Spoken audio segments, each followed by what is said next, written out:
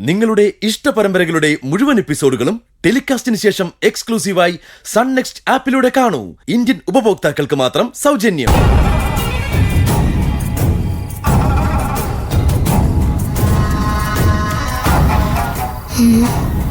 അവരുടെ മുറി ഏതാണോ?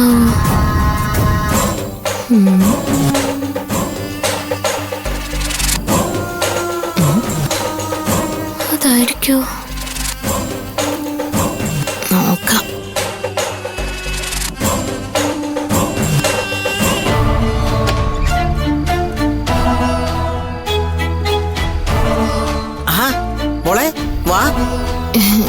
ഇത് ഇവരുടെ മുറിയായിരുന്നു.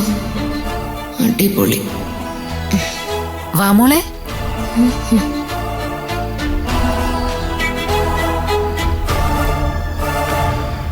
എന്താ മോളെ? ഇരിക്ക്. ഒന്നുമില്ല അമ്മേ, ഞാൻ കുളിച്ച് വേഷം മാറാൻ വന്നതാ. അപ്പൊ ഇവിടെ വെളിച്ചം കണ്ടപ്പോ കയറിയെന്ന് മാത്രം. മോളാകെ ഭയന്നു പോയെന്ന് തോന്നുന്നു അല്ലേ? ആ അപകടത്തിന് ശേഷം മോളുടെ മുഖത്ത് എപ്പോഴും ഒരു ഭയമുണ്ട് അല്ലേ അരുണിമേ? അതൊക്കെ പെട്ടെന്ന് മാറിക്കോളും അല്ലേ മോളെ? നമുക്കൊരു നല്ല ദിവസം നോക്കി ഒരു സ്ഥലം വരെ പോണം. അരുണിമയ്ക്ക് മനസ്സിലായോ എങ്ങോട്ടാണെന്ന്? എങ്ങോട്ടാ? സൂര്യപ്രഭയിലേക്ക്. ഇനി അങ്ങനെയുണ്ടോ ഒരു സ്ഥലം? മോളെ, അത് നല്ലതാ. സ്വാമിജി ഒന്ന് സംസാരിച്ച മോളുടെ പേടിയൊക്കെ പമ്പ കിടക്കും. അതെ, മനസ്സിൽ കുടുങ്ങിയത് എന്തെങ്കിലും ഉണ്ടെങ്കിൽ അത് സ്വാമിജി വലിച്ച് പുറത്തിട്ടോളൂ. ആ മോള് കുറെ കാലം നിന്ന സ്ഥലമല്ലേ? ദൈവമേ, പുലിവാലാവോ? എന്താ മോളെ, പോണ്ടേ? പിന്നെ പോവാം. സ്വാമിജി ആവുമ്പോ എല്ലാം അറിയാവുന്ന ആളാണല്ലോ. കണ്ടോമേ, സ്വാമിജിയുടെ കാര്യം പറഞ്ഞപ്പോ പൂജമോളുടെ സന്തോഷം കണ്ടോ? പോസിറ്റീവ് എനർജി ഉള്ള സ്ഥലത്തെ പറ്റി സംസാരിക്കുമ്പോ നമ്മളും പോസിറ്റീവ് ആവും. ആ, നേരം വൈകിയില്ലേ? മോളെ ഒന്ന് കുളിക്കാൻ നോക്ക്. ആ മോളെ, തല കുളിക്കണ്ട കേട്ടോ, പനി വരുത്തണ്ട. ശരി അമ്മ.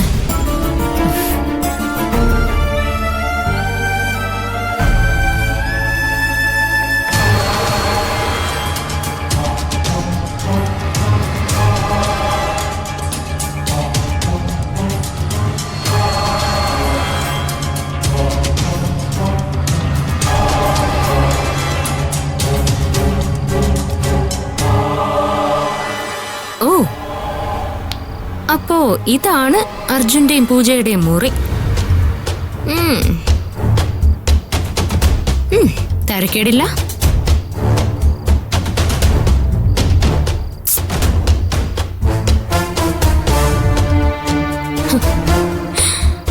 നീ ഇവിടെ സുഖിച്ച് കഴിയായിരുന്നല്ലേടി പൂജ? ഈ വീട്ടിലെ ആളുകൾക്കെല്ലാം നിന്നെ കുറിച്ച് പറയുമ്പോ 100 നാവാണല്ലോ. ഒരുപാട് പ്രതികൂല സാഹചര്യങ്ങൾ ഉണ്ടായിട്ടും നീ ഇവിടെ ക്ഷമയോടെ പിടിച്ചു നിന്നാന്ന് എനിക്ക് മനസ്സിലായി. എടി നന്മ മരമേ, നിന്റെ അത്ര ക്ഷമയൊന്നും എനിക്കില്ല. ഏത് സമയത്താ പൊട്ടിപ്പോവാന്ന് പേടിച്ചിട്ടാ ഞാനിവിടെ കഴിയുന്ന തന്നെ. അല്ലടി പൂജേ, ഇത്രയും നല്ലവളായിട്ടും നിന്നെ ആ കമ്മീഷണർ തട്ടിക്കളയാൻ കാരണം എന്താ? അതേതായാലും നിന്നോടുള്ള ദേഷ്യമല്ലെന്ന് ഉറപ്പാ. ആരോടോ ഉള്ള അയാളുടെ പകയ്ക്ക് നീ ഒരു കരുവായതാണോ? എന്താ? എന്തായാലും ചാവാനായിരുന്നു നിന്റെ വിധി. നിന്റെ സ്ഥാനത്ത് വന്ന് നീയായിട്ട് ജീവിക്കാന്നുള്ളത് എന്റെ യോഗവും. ദേ, എന്നെ വെച്ച് അയാൾക്ക് ഈ വീട്ടിൽ കുറെ കാര്യങ്ങൾ സാധിക്കാനുണ്ട്. അതൊക്കെ ഒന്ന് വേഗം നടത്തി കിട്ടിയാ എനിക്കിവിടെ നിന്ന് സ്ഥലം വിടാം. ഡി, ജീവിച്ചിരിക്കുന്ന മനുഷ്യർക്കാ ഒരു കഴിവില്ലാത്തത്. ചത്ത ആത്മാവിന് വലിയ കഴിവാന്നാ എന്നോട് എന്നെ വളർത്തിയ ആ തള്ള പറഞ്ഞത്. ദേ, അങ്ങനെ നിനക്ക് വല്ല കഴിവുണ്ടെങ്കിൽ 2 കാര്യത്തിന് നീ എന്നെ ഒന്ന് സഹായിക്കണം.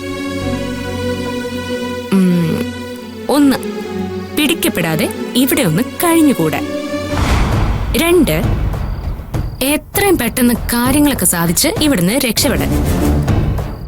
പിന്നെ അതിന്റെ ഇടയിലേ നിന്റെ കെട്ടിയോൻ ഞാൻ നീയാണെന്ന് വിചാരിച്ച വല്ല കന്നന്തിരിവും കാണിച്ച പൂജേ.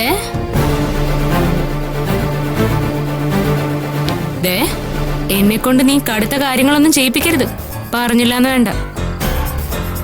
ആ പിന്നെ ഈ സൂര്യപ്രഭയെന്ന സ്വാമിജി എന്നൊക്കെ പറയുന്ന കേട്ടു. കുഴപ്പാവോ? എനിക്കാണെങ്കി ഈ മനുഷ്യരെ വലിയ പേടിയൊന്നുമില്ല. പക്ഷേ ഈ സ്വാമിമാര് സന്യാസികളെന്നൊക്കെ പറഞ്ഞ ഇത്തിരി പ്രശ്നം. നമ്മുടെ മനസ്സ് വലിച്ച് പുറത്തിടാൻ ഈ ജാതികൾക്കൊരു പ്രത്യേക കഴിവുണ്ട്. ദേ, അവിടെയും നീ എന്നെ ഒന്ന് സഹായിച്ചേക്കണേ പൂജാത്മാവേ. ആ ഡേ, പിന്നെ എന്തൊരു ഇഷ്ടമാണ് നിന്റെ അമ്മായിയമ്മയ്ക്ക് നിന്നെ. ലോകത്തിലെ അമ്മായിമ്മമാരൊക്കെ എങ്ങനെയാവൂ? ഞാൻ വിചാരിച്ചിട്ടുള്ളത് ലോകത്തുള്ള എല്ലാ അമ്മായിമ്മമാരും പെശകാന്ന്. അല്ല, എന്റെ വീട്ടിലെ ആ തള്ള വെക്കുന്ന എല്ലാ സീരിയലുകളിലും മരുമക്കളും അമ്മായിമ്മമാരും ഭയങ്കര തള്ള. പക്ഷെ ഇവിടെ വന്നപ്പോ ശരിക്കും ഉൾട്ടയാണല്ലോ. ആ പിന്നെ സൂക്ഷ്യം കണ്ട് ഞാൻ മുന്നോട്ട് പോകാൻ തുടങ്ങുക. സഹായിക്കാൻ കൂടെ നിന്നേക്കണം. ഇല്ലെങ്കിലേ ആത്മാവിനെ പിടിച്ച് കുപ്പിയിലിടുന്ന വല്ല ആളിനെ ഞാൻ തേടി പോവും. നിന്റെ പരലോക ജീവിതം ഞാൻ കുട്ടിച്ചോറാക്കും. ദേ, പറഞ്ഞില്ലെന്ന് വേണ്ട. അപ്പൊ റാണി ഒന്ന് കുളിച്ചുഷാറാവട്ടെ. ബാക്കി നാളെ. Good night. അലമാരെവിടെയാ? എന്റെ ഉള്ളിൽ ശരിക്കും പേടിയുണ്ടമ്മേ. പിന്നെ എല്ലാവരുടെയും മുന്നിൽ വെച്ച് ഞാനത് കാണിക്കുന്നില്ലെന്നേ ഉള്ളൂ. ആ, നീ വിഷമിക്കാതെ. പൂജമോക്കൊന്നും സംഭവിച്ചിട്ടുണ്ടാവില്ല. ഒരു ചെറിയ അന്താളിപ്പ്, അത്രേ ഉള്ളൂ.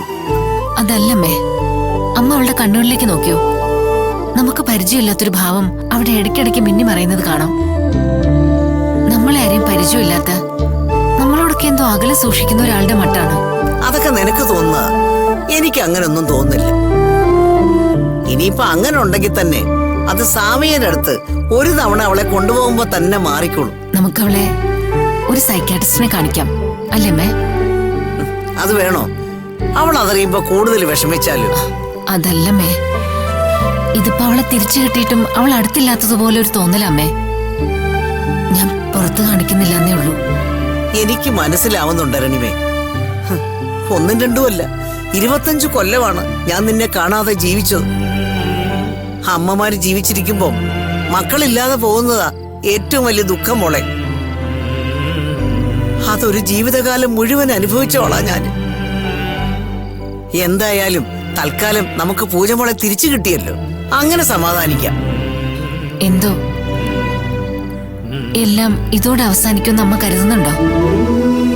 നമ്മുടെ കുടുംബം തകർത്തിട്ടെ ആ കമ്മീഷൻ അടങ്ങും അമ്മേ. അതാ എന്റെ ഭയവും. ഇതിനെല്ലാം കാരണം ഞാനാ മോളെ. നിന്റെ വിവാഹമായിരുന്നു ഞാൻ ചെയ്ത ഏറ്റവും വലിയ തെറ്റ്. അത് നടക്കാൻ പാടില്ലായിരുന്നു. അമ്മേ,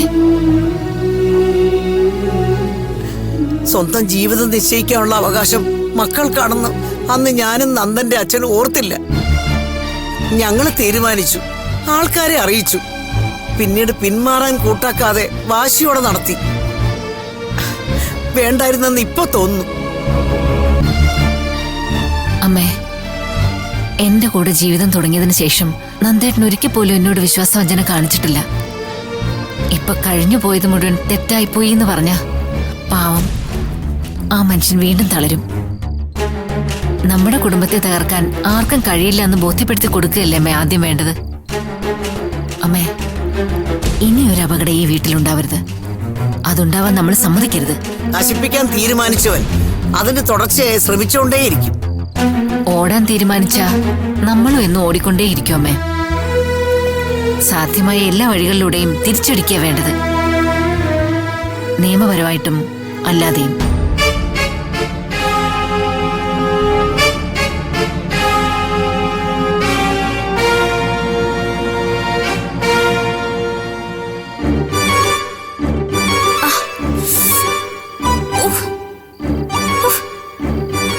രാത്രിയും പകലും ഒക്കെ സാരി ഉടുത്ത് എങ്ങനെയാണാവോ നടന്നത്?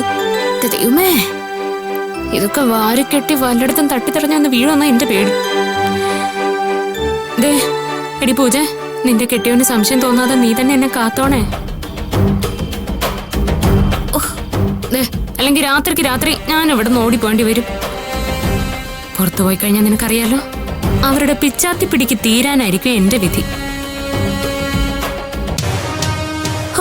അതുകൊണ്ട് കഴിയുന്നിടത്തോളം ഞാൻ നീയായി ഇവിടെ കൂടിക്കോളാം. ഒന്ന് സപ്പോർട്ട് ചെയ്തേക്കണേ. അപ്പോ സദ്ഗുണ സമ്പന്നയും കുടുംബത്തിന്റെ വിളക്കുമായിരുന്ന പരമാത്മാവേ, ഗുഡ് നൈറ്റ്.